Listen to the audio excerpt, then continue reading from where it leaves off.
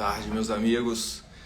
Bem-vindos a mais um Almoço com Investimentos. Vamos falar aqui de alguns assuntos e o principal é o corte por parte da Bolsa, né, da B3 e do Tesouro Direto, da taxa de cobrança sobre a custódia do Tesouro Selic. Né? Obrigado aí, Carol, André, obrigado, sejam bem-vindos. Vou começar rapidamente porque as pessoas podem ver depois o vídeo, né? Então vamos começar rapidamente aqui. Então o Tesouro Selic, o Tesouro Direto como um todo, ele já teve várias taxas de administração e de despesas, né, por parte dos bancos, das corretoras ao longo do tempo. Para você ter ideia, teve uma época que o banco que eu tinha conta, o Banco Itaú, ele cobrava 5% ao ano de taxa de administração no Tesouro Direto. 5% ao ano. Você vê, a taxa de juros era tão alta que proporcionava isso. E até algum certo tempo atrás, teve a taxa da BMF que estava em 0,3%. Ninguém dava muita bola para essa taxa, porque a taxa Selic estava lá 10%, 15%, né? Há 5 anos atrás, então você pagar 0,3% para o Tesouro é muito pouco, né? Compensava muito, né, você pagar essa taxa e ainda compensa. Por exemplo, ano passado eu tive um lucro no Tesouro IPCA de 100% em pouco mais de 12 meses. Então 100%, você vai pagar 0,3% de taxa de administração para BMF, para B3, é muito pouco, né? Então não faz muito sentido. E outra coisa importante que eu ressalto, a gente teve um crash bem recente que foi no mês de março. Porque as pessoas comparam o Tesouro Selic com os fundos DI. E aí os fundos DI têm uma taxa, uma remuneração, em média, um pouco melhor do que a Selic. Por quê? O fundo DI clássico, ele tem aproximadamente 80% do mesmo título que é o Tesouro Selic, né, que no mercado a gente chama de LFT, Letra Financeira do Tesouro, e de 15% a 20% de títulos de crédito privado, que esses títulos de crédito privado, uma letra financeira, né, uma letra hipotecária, algum título, uma debêntures, né, de primeira linha, tem uma remuneração maior, e aí na média o fundo DI conseguiria te pagar 104%, 105% do CDI. E aí comparando com 100% do Tesouro Selic, as pessoas preferiam às vezes, né, o fundo. Acontece que quando teve o crash em março, os fundos DI tiveram cota negativa. Por quê? Porque esses títulos de crédito privado foram provisionados para perda, né? Uma decisão contábil para poder proteger algum risco futuro dentro do fundo, e você viu um fundo DI dando cota negativa, que é uma coisa extremamente rara, extremamente difícil, né? Porque esses fundos têm em média 80% da sua carteira de Tesouro Selic, que é LFT, e de 15% a 20% de títulos de crédito privado que são emitidos por empresas, né, e não pelo governo federal, não pelo Tesouro Federal. Então, o Tesouro Selic, ele tem essa prerrogativa de ser, em momentos de crash, de uma crise acentuada, de ser o único título que você não vai ver valor negativo. Então você protege, né, o seu patrimônio. Então por isso que eu sempre defendo parte da sua carteira, a sua reserva de liquidez, ou de emergência, ou de seguro de carteira, no Tesouro Selic, porque em casos extremos, e a gente viu um desse aqui em março agora, você está com o seu dinheiro protegido. O Howard Marks, né, que é um gestor americano, ele falou que nos crashes americanos, só a Treasury americana e o ouro que protege o cidadão americano, o investidor americano. Então para vocês verem que, e para a gente aqui, a gente tem o Tesouro Selic como uma proteção.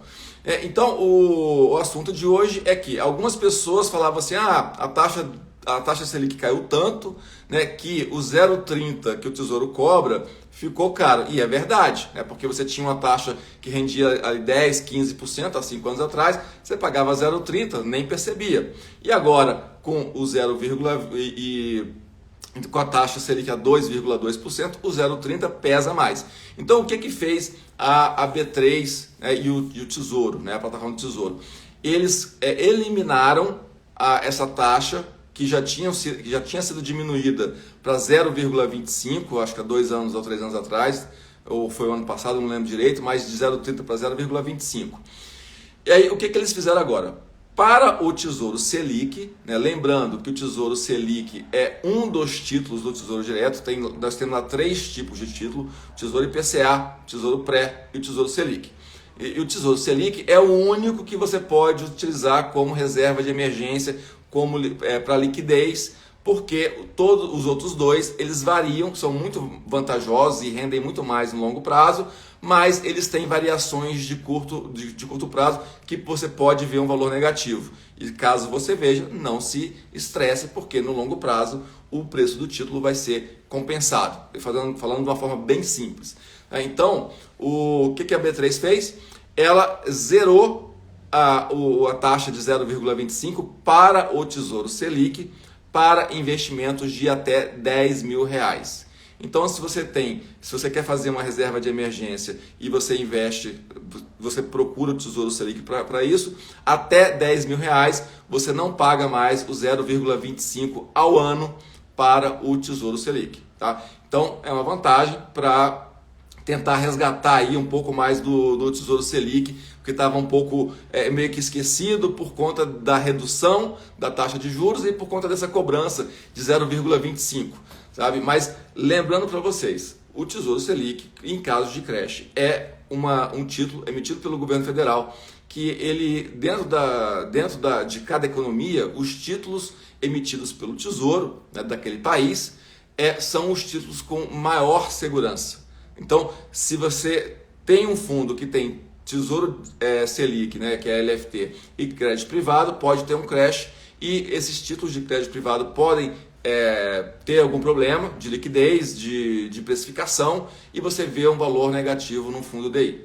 Então, saiba sempre que se você estivesse pagando ainda 0,25 para o Tesouro, para ter o seu Tesouro Selic com essa cabeça de que é um dinheiro totalmente protegido de crash, então vale a pena ter. Tá? E agora, mais ainda, porque essa taxa de 0,25 foi cortada para os investimentos de até R$10.000. Então, se você tem R$20.000 no Tesouro Selic, 10.000 não vai ter a cobrança do 0,25 e 10.000 vai ter a cobrança normal do 0,25 ao ano.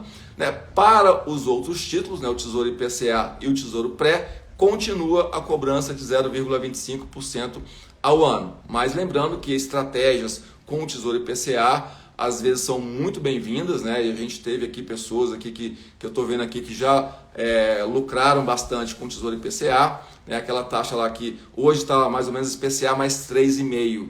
Então você comprar IPCA mais 3,5 para um longo prazo é muito bom, porque você está protegendo o seu dinheiro contra a inflação, né? Porque o IPCA é a inflação oficial medida pelo IBGE, e ainda tem um prêmio. Então, se você vê um gráfico de longo prazo, de 10 anos, esse título ele supera o ganho da Bolsa, né? Para você ter ideia. Porque se você pegar um gráfico de 10 anos da Bolsa, do índice Bovespa, ele não chegou nem à inflação. Está ali mais ou menos no 0 a 0 em 10 anos, tá? Lógico. Se você olhar de 2016 para cá, a Bolsa mais do que dobrou, né?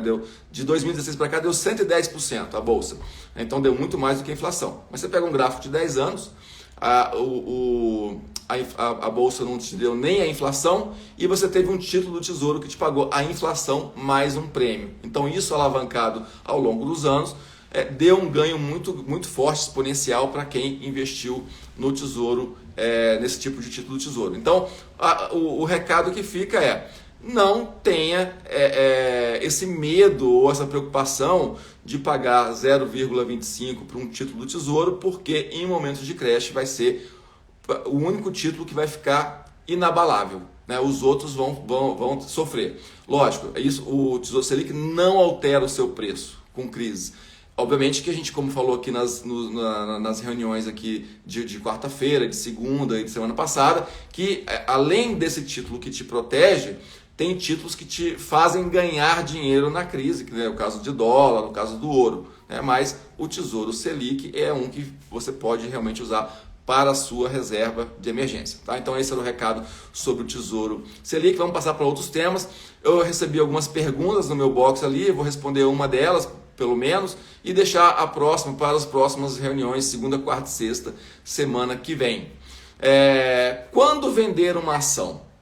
Foi uma das perguntas que eu recebi aí no box. Obrigado a Gabi que mandou, o pessoal que mandou pergunta no box. Obrigado, porque isso vai estimulando aqui o nosso papo. Inclusive, eu queria pedir uma coisa para vocês. Pessoal, acho que faltam mais ou menos 45 pessoas para mim chegar a 4 mil inscritos aqui no canal do Instagram. Então eu pediria que, como gentileza, vocês pudessem mandar essa flechinha aí, convidar algumas pessoas para tentar, para me ajudar a chegar nessa meta, uma meta pessoal. Para uns é pouco, 4 mil, para outros é muito, mas esse é o meu desafio neste momento. Então, chegar nesses 4 mil inscritos aqui no Instagram. Então, peço a gentileza de vocês de sempre dar o like, porque isso vai estimulando aí, mandar o vídeo para mais gente, mandar a flechinha, convidar outras pessoas para ajudar aqui o canal. Então, quando vender uma ação? Bom, então, quando vender, aí nos remete à pergunta, a primeira pergunta, né? Por que comprar uma ação? Se você está perguntando quando vender, é porque você comprou. Então, por que comprar uma ação? Então, a precificação das ações das empresas, né? As pessoas às vezes confundem isso e também vão para o mercado comprar ações porque estão se falando muito aí. Né? Mas você compra uma ação, né? Um analista que está realmente não comprando aleatoriamente, mas está fazendo análise, ele fez uma estimativa de que nos próximos anos, 4, 5, 10 anos, a empresa vai gerar um fluxo de receita, né? Porque quanto que vale uma empresa? Ela vale a projeção de geração de caixa futura. Né? Então, você vê que tem empresas que dão prejuízo e que elas estão super bem cotadas na bolsa. Por quê? Porque existe uma expectativa de geração de caixa futuro desta empresa. Então, por isso que cada um analisa a empresa de uma forma e a gente tem resultados diferentes. Por quê? Na expectativa de um analista e de outro analista, a empresa vai gerar resultado, mais ou menos, ou não vai gerar resultado. Então, por isso que a gente não tem uma unanimidade em relação ao preço das ações. Então, quando que seria uma alternativa para você vender uma ação? Então você teoricamente fez essa análise, ou pegou essa análise pronta de alguém, que a empresa XYZ vai gerar um caixa e que ela vai, com essa geração de caixa futura, vai aumentar o seu valor na cotação da Bolsa de Valores. Então, quando a ação atingir essa cotação que você estimou pela geração de caixa que ela está aumentando, então você, teoricamente, você chega à conclusão que a empresa chegou no momento de vender, porque você precificou a empresa, viu que ela tinha um upside, viu que ela podia gerar mais caixa, isso aconteceu, o preço das ações subiram e aí você chegou no momento de você realizar. Né? Então o que acontece também normalmente é a empresa subiu de preço, aí você faz uma nova análise, você vê que a empresa pode se expandir ainda mais a sua geração de caixa futura, né? Então você vai alongando essa análise e aí você talvez veja que talvez você não precise vender, mas sim esperar uma nova rodada aí de geração de caixa pelas empresas. Né? Outra forma de você vender outro momento de vender uma empresa é que você fez essa análise, percebeu que a empresa tem um potencial de geração de caixa e esse potencial você viu que não se concretizou ou está em vias de não se concretizar, porque nem toda análise é correta, né? Você erra no meio do caminho. Né? O Warren Buffett, né? O mega investidor que tem mais aí seus 80 bilhões de dólares de patrimônio, ele compra a empresa e quando ele compra ele quer ficar 10 anos para multiplicar o patrimônio dele muitas vezes. Né? Ele fala que gosta de fazer um investimento para vender 10 anos depois com 10.000% de lucro. Então, essa que ele analisa as empresas e faz uma projeção de fluxo de caixa e percebe-se que está na hora de entrar naquela empresa. Agora, erros acontecem no meio do caminho. Né? Então, tiveram algumas empresas que ele comprou que não se concretizaram aquela expectativa e ele vendeu. Então é um momento também de vender, de você ver que a empresa não está indo naquele caminho que você tinha estipulado. Então você se livra logo do prejuízo. Vou dar para vocês um exemplo bem recente e concreto, né? Falando do Warren Buffett. O Warren Buffett ele tinha participação muito forte, eu não me lembro exatamente se eram 2 ou 3 empresas de aviação, né? Uma delas é a Delta. Eu não lembro se a Delta eu tenho certeza, né? A Delta e a American Airlines, né? Vamos supor. Então ele tinha, o que ele tinha? Projeção de que a empresa ia gerar resultados positivos no longo prazo e que valeria aquela posição. Né? Então ele fez uma posição de longo prazo. Quando teve a crise do coronavírus, a primeira coisa que ele fez, né, na declaração dele aí do que fazer com o coronavírus, ele se desfez das ações, vendeu as ações das companhias aéreas que ele tinha em carteira. Ou seja, ele tinha uma expectativa de geração de caixa que foi frustrada pela crise. E essa frustração pode vir pela entrada de um novo concorrente, um produto que ficou obsoleto, várias circunstâncias que acabam diminuindo ou não fazendo que se concretize a expectativa de geração de caixa da empresa. Então, falei aqui de duas formas que você tem para vender a empresa. Ou ela atingiu aquele preço que você estimou, ou deu alguma coisa errada e se você percebeu na sua análise que ela foi contra você, que apareceu alguma coisa nova, que coloca em xeque a sua análise inicial, faça igual o Warren Buffett. Saia logo, né? Não fique segurando o prejuízo. Porque o investidor que não tem essa habilidade, ele fica com esse modelo mental de que não, tá no prejuízo, eu vou segurar para dar o lucro. Sabe, não é assim que se faz. E aí está o exemplo do Warren Buffett, que ele viu que ele falou assim, olha, eu não sei mais o que vai ser as companhias aéreas, quando vai voltar o turismo, e de qualquer forma, quando voltar, as pessoas não vão viajar mais tanto, porque percebe-se que pode se fazer reuniões online que vão substituir, né, as reuniões presenciais. Então, por conta da dúvida, ele cortou logo, assumiu o prejuízo, vendeu e partiu para outro, comprar outras empresas aí que começaram, que tem uma perspectiva melhor. Bom, então outro assunto aí também, que ontem saiu o balanço das grandes techs, né, americanas, lá o Facebook, Google, a Amazon, né, vieram resultados muito positivos. O mercado estava esperando aí com muita ansiedade esses balanços e vieram os balanços muito positivos.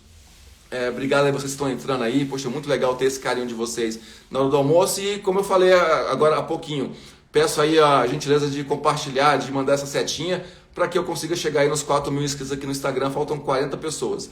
Bom, então vieram resultados muito positivos, né, e aí que mostra uma coisa, que a crise está detonando com umas empresas e está alavancando outras empresas, né? Então não quer dizer que a bolsa por si só ela está fadada ao fracasso com o coronavírus, com a crise, né? O que está acontecendo é uma substituição. Empresas estão indo à falência e outro grupo de empresas estão aumentando os seus resultados, né? No caso das techs, da Amazon, do Facebook, da Apple, né? do Facebook, vieram resultados muito positivos.